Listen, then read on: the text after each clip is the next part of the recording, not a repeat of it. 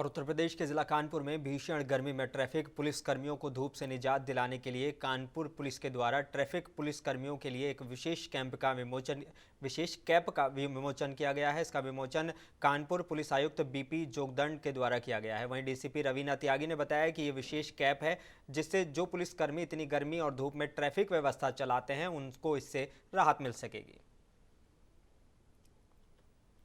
कर्मी हैं, ये आप सभी को विदित है कि गर्मी के मौसम में अत्यधिक धूप के कारण असुविधा का सामना इनको करना पड़ता है।